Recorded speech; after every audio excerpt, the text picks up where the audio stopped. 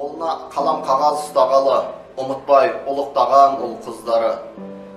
Ұрпағын ұлттық рухпен тәрбиелеген армысың Алталаштың ұстаздары. Өскелең ұрпақты ұлттық құндылықтармен тәрбиелеу, ұлттық тәрбиені санасына сіңірген, еліне жеріне деген сүйіспеншілігін арттыру мақсатында жаңа толқын қауымдастығы жұмыла жұмыс жүргізуге нық дайынбыз.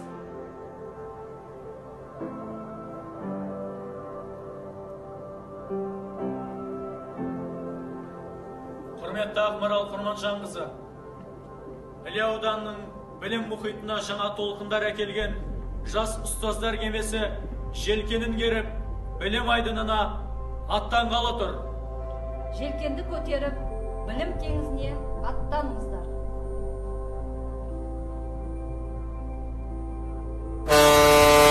Ақмарал Құрманжанына алыстан алып кеме көрінді.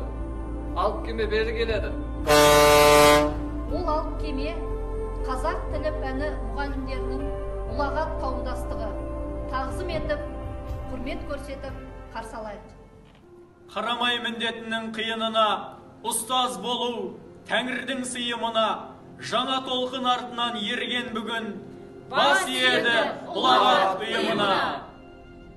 Өнер мен біліміне жақыны бол, мейлі әнші, мейлі сен ақыны бол.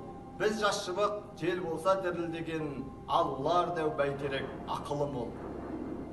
Демеу берген бізге тілегімен, мейірімін төгіп тұрған жүрегімен, атының өзі қандай асқақ еді, есімін ел таныған іле білген. Ұстаздықта болған соң ырыспағым, құбылады, түрліше жұмыстамын. Санамызда бір сәтке мүлгімейді, сіздер беріп кеткен үлкен ұл ұстаным. Бізге қамқор болғасын анамыздай, біздер келе баламыз балаңыздай, тасаңызға тығылдық тарыққанда қорғайтын мың бәледен анамыздай. Шығармаған ешқашан жаманатын, арқалаған бес арыс аманатын, бақытыма бағдар берген сендер ғана, өзіңдей сәуле шашар санама.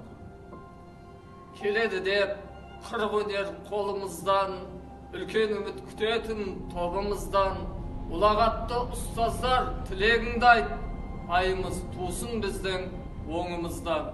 Армысыздар, ардақты ұстаздар. Бүгінгі жаһандану үдерісінде әр мемлекет өзінің бет-бейнесін көрсетуге тырысады. Мемлекеттің әрбір азаматы елінің тарихын білуге, құндылықтарын қастерлеуге тиіс.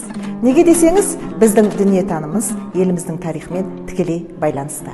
Мәселен, елбасының ұлы даланың жеті қыры атты мақаласында төл тарихын білетін, бағалайтын және мақтан тұтатын халықтың болашағы зор делінген. Сондықтан да өткенін мақтан тұтып, бүгінін бағалай білетін, келешекте оң көзқарас танытатын жастар бүгінгі қоғамға қажет. Жастардың білімінде жүреді.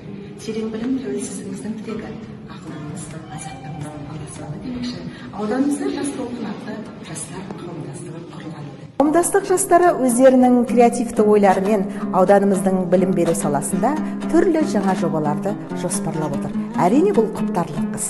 Тәуелсіздігіміздің 30 жылдық қарсаңында бастағалы отырған игі істеріңізге толағай табыстар тілейміз. Құрметті аудан жастары, бет алысы күнде өзгерген алмағайып дүниеде адамзат үшін өзгермеген, өзгермейтін темір қазықтары бар. Ол білім, ол еңбек. Ендеше сіздердің білімді, білікті ойларыңызбен талай асуларды алады деген ойдамыз. Тәуелсіз Қазақстанның келешегі, елін сүйетін, мемлекет мүддесін қорғауды өз борышы санайтын жастардың қолында.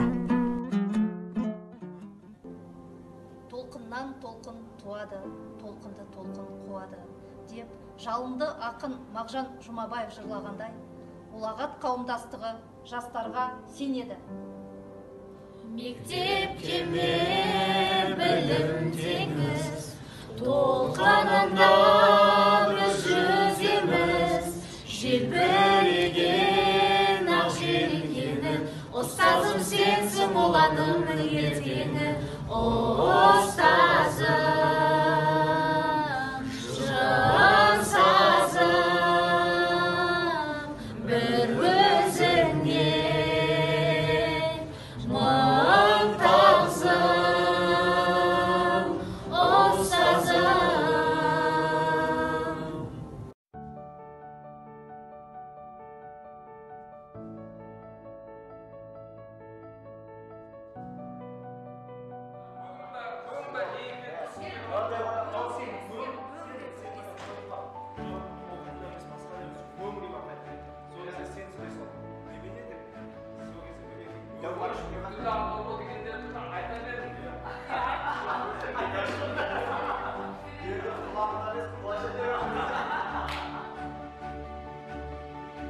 Бұл біздің жаңа толқын қауымдастығының мүшелері.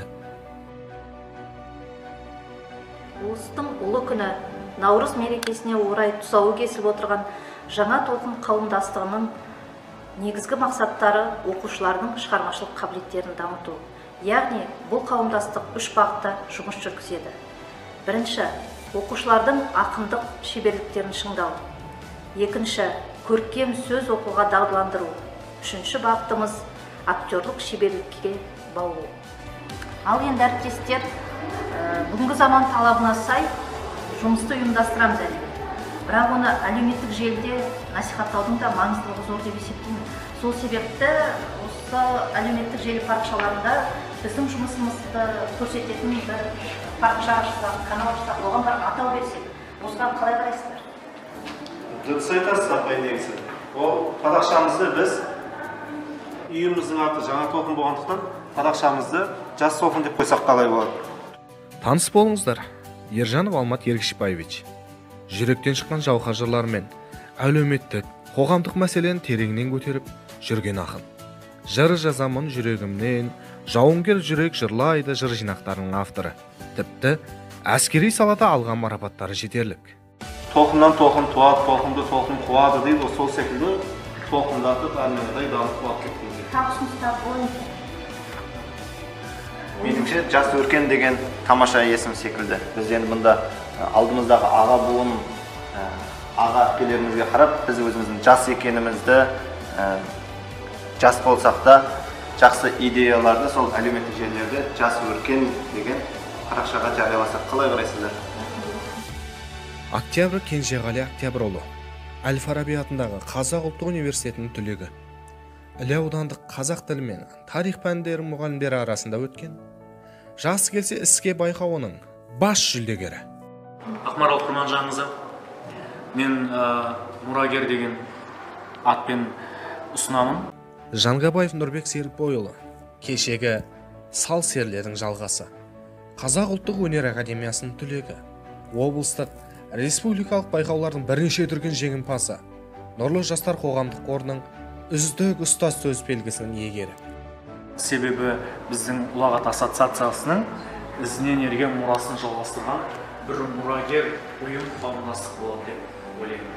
Я мен де қолдаймын, мұрагер деген өте жағымды, құлаққа да, естігенге де, жазған құжатты толтырғанға да өте бір әдемі көрінетін. Торғанбаева Жұлдыз Тәжбекқызы табысты мектеп аясында өткен жас мамандар арасындағы сайыста бас жүлде иеленген. Мұқағали Мақатаевтың 90 жылдық мерейтойына орай ұйымдастырылған Жырлайды жүрек округтік байқауының жүлдегері. Сіз сияқты. Тағысымыздар. Әркім өз пікірін айтуға құқылы деп ойлаймын. Ақмарал Құрманжанова ұшқыннан жалынып аулайды, сол себепті де парақшамыздың атауын ұшқын деп атасақ. Жанетаева Торғын Асқарқызы, білім өркениеті зерттеу орталығының ұйымдастыруымен өткізілген лидер педагог республикалық байқауында топ жарған дара қыз. Жүрек сырларын қаламымен тербетіп, қағаз бетіне жарғып жазып жеткізуді сүйетін ақын. Құрметті әріптестер, менің ұсынысым Мөң. Бұл жігіт Елемесов Жанбек Қажымханович. Суфиксус дебат клубының жетекшісі, жырлары еш жерде жарияланбаған бір түрлі ақын. Ештеңеге қатыспаған, ешқандай жүлде алмаған, жер шарының картасына түспеген 5-ші мұхит, 7-ші құрлық. Бірақ бұның бәрі қалжың. Қауымдастықта орны бөлек дара жігіт. Кешіріңіздер, бұл ешқандай күлкілі емес. Бұны кезінде қазіргі таңда айсбергті мұзтау деп атап жүр. Ал оны біз мұзтау дегенге дейін Оспанхан Әубәкіров атамыз Мөң деген өлең жазып, Мөң деп атап кеткен. Ал бүгінгі таңда бұл сөзі бірі білсе, бірі біле бермейді. Бір жағы айсбергтің мынандай философиясын алға тартып отырсақ болады. Айсбергтің шыңы көзге көрінгенменен, оның астында тағы одан да үлкен тау жатыр. Біздің де мына құрылған ұйымымыз ел алдында көзге түскеніменен, бұның астында да үлкен еңбек жатыр. Мөң дегенге қосыламын. Бұл мен, Манас Әділбекұлы, аудандық және облыстық Оралхан Бөкей оқуларының жеңімпазы, педагогика ғылымдарының магистрі. ендігі жаңа толқын қауымдастығының жаңалықтарын осы ңөн каналынан көріп тамашалап бағасын бере аласыздар. Сау болыңыздар.